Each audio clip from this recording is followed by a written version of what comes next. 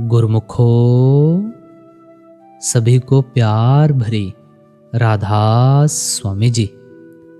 गुरुमुखो, हम अक्सर अपनी ज़िंदगी में ये सोचते हैं कि हम बहुत छोटे हैं, हम बहुत गरीब हैं, या शायद हम बहुत पापी हैं। हमारे मन में ये वहम बैठ जाता है कि ब्यास वाले संत सतगुरु, वो कुल मालिक, वो शहंशाहों के शहंशाह, भला हम जैसे साधारण इंसान की पुकार कैसे सुनेंगे। हमें लगता है कि उन तक पहुंचने के लिए ऊंची पहुंच चाहिए, बहुत सारा धन चाहिए, या बहुत बड़ा रुतबा चाहिए। लेकिन साध संगत जी, जरा सोचिए, क्या उस कुल मालिक के दरबार में भी वही कानून चलता है जो इस दुनिया में चलता है? क्या वो भी हमारी जेब देखकर प्यार करते हैं? आज की साखी जो आपके साथ साझा करने जा रहे हैं, वह आपके लिए इन सारे सवालों का जवाब बदल देगी। यह साखी उस वक्त की है जब परम संत हुजूर बड़े महाराज जी अपनी मौज में विचरते थे। ये कहानी किसी राजा या अमीर सेठ की नहीं है। ये कहानी एक ऐसे प्रेमी की है जिसके पास तन ढकने को पूरा कपड़ा भी नहीं था, लेकिन उसकी दौलत इतनी बड़ी थी कि खुद संत सतगुरु को कार रोकनी पड़ी। क्या थी वो साखी? ध्यान से, एकाग्रता से, बड़े ही प्रेम से सुननी है। सत्संगियों, आज हम उस रूहानी दरिया की बात करेंगे जहां जात पात, अमीरी गरीबी का कोई मोल नहीं, जहां केवल प्रेम की भाषा समझी जाती है। यह साखी हुजूर महाराज सावंत सिंह जी यानी बड़े महाराज जी के समय की है, जो हमें सिखाती है कि हमारा सतगुरु हमसे कितनी दूर है और हमारे कितने पास है। एक समय की बात है, पंजाब के एक सुदूर गांव में एक बुजुर्ग भाई रहता था। वह बहुत गरीब था, मजदूरी करके अपना पेट पालता था। उसके घर में बस एक छोटी सी कच्ची कोठरी थी और एक टूटी हुई चारपाई। लेकिन उसके दिल में महाराज जी के प्रति इतना प्रेम था, इतना प्रेम था कि वह दिन रात बस उन्हीं के ख्यालों में खोया रहता था। वह अनपढ़ था, उसे ग्रंथ पढ़ने नहीं आते थे, लेकिन उसे राधा स्वामी नाम का ऐसा सहारा मिला था कि उसे दुनिया की कोई परवाह नहीं थी। हर साल जब ब्यास में भंडारे का समय आता था, तो गांव के लोग जत्थे बनाकर डेरे जाने की तैयारी करते। वह बुजुर्ग भी बड़ी हसरत से उन्हें देखता, उसकी आंखों में आंसू आ जाते कि काश उसके पास भी थोड़े पैसे होते तो वह भी अपने प्रीतम के दर्शन करने ब्यास जाता। कई साल बीत गए, वह अपनी गरीबी के कारण नहीं जा सका। लोग जाते, दर्शन करके आते और उसे वहां की बातें सुनाते, जिससे कि उसकी तड़प और बढ़ती जाती और बढ़ती जाती। एक बार उसने मन में पक्का निश्चय कर लिया कि चाहे भूखा रहना पड़े, चाहे दिन रात मजदूरी करनी पड़े, इस बार मैं अपने संत सतगुरु के चरणों में जरूर हाजिर होऊंगा। उसने पाई पाई जोड़नी शुरू की। कई बार उसने एक वक्त की रोटी छोड़ दी ताकि वह पैसे बचा सके। धीरे धीरे उसके पास इतने पैसे जमा हो गए, इतने पैसे जमा हो गए कि वह ट्रेन का किराया दे सके और डेरे पहुंच सके। देखो प्रेम, देखो। आगे कहते हैं कि भंडारे का दिन आया। वह फटे पुराने लेकिन साफ कपड़े पहनकर एक छोटी सी पोटली में अपनी सूखी रोटियां बांधकर ब्यास की ओर चल पड़ा। जब वह डेरा ब्यास पहुंचा, उसकी आंखें फटी की फटी रह गईं। हजारों लाखों की संगत, चारों तरफ रूहानी नूर और बीच में स्टेज और विराजमान हजूर महाराज बाबा सावन सिंह जी।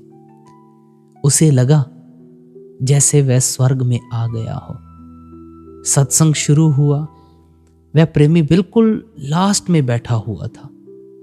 उसे लगा कि वह इतना मैला कुचैला और गरीब है कि उसे आगे बैठने का हक नहीं है। अपने आप को वो ऐसा समझ रहा था। वह मन ही मन कहने लगा, हे दाता, मैं बहुत पापी हूं, बहुत तुच्छ हूं। आप तो शहंशाहों के शहंशाह हैं।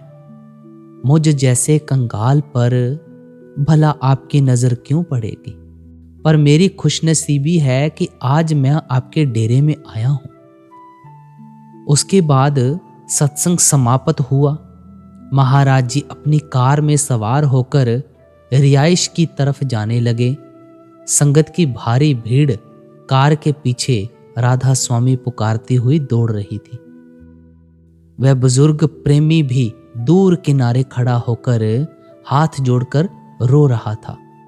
उसकी आंखों से जो आंसू गिर रहे थे उनमें वियोग भी था और मिलने की तड़प भी। अचानक एक अजूबा हुआ। महाराज जी की कार, जो काफी रफ्तार में थी, उस बुजुर्ग के पास आकर अचानक रुक गई। सेवादार और संगत हैरान रह गए कि महाराज जी यहां क्यों रुके। महाराज जी कार से नीचे उतरे। उसके चेहरे पर वह ईश्वरीय मुस्कान थी जिसे देखकर करोड़ों सूरज फीके पड़ जाएं। महाराज जी सीधे उस बुजुर्ग के पास गए। बुजुर्ग तो डर के मारे कांपने लगा कि कहीं उससे कोई गलती तो नहीं हो गई। महाराज जी ने बड़े प्रेम प्यार से अपना नूरानी हाथ उस बुजुर्ग के कंधे पर रखा। उस स्पर्श मात्र से बुजुर्ग के शरीर में बिजली जैसी दौड़ गई। महाराज जी ने बड़ी कोमल आवाज में पूछा, पुत्र आ गया है? तू सोचता था कि तेरा बाप तुझे नहीं देख रहा? तू वहां अपनी कोठरी में बैठकर रोता था और तेरी पुकार मुझे ब्यास में चैन नहीं लेने देती थी। बुजुर्ग फूट फूट कर रोने लगा और महाराज जी के चरणों में गिर पड़ा। उसने रोते हुए कहा, सच्चे बादशाह, मैं तो बहुत गरीब हूं। मेरे पास आपको देने के लिए कुछ नहीं है। मैं तो फटे हाल यहां आया हूं। तब महाराज जी ने जो शब्द कहे वे हम सब के लिए बहुत बड़ी सीख है। महाराज जी ने उसे उठाकर गले से लगाया और फरमाया, पुत्र, मुझे तेरा धन दौलत नहीं चाहिए। मुझे तेरी वह तड़प चाहिए थी जो तुझे यहां खींच लाई। दुनिया मुझे महाराज कहती है, पर मैं तो अपने बच्चों के प्रेम का भूखा हूं। तू जितनी बार मुझे अपनी कोठरी में याद करता था, मैं हर बार तेरे पास खड़ा होता था। महाराज जी ने अपने जेब से रुमाल निकाला और उसके आंसू पोंछे।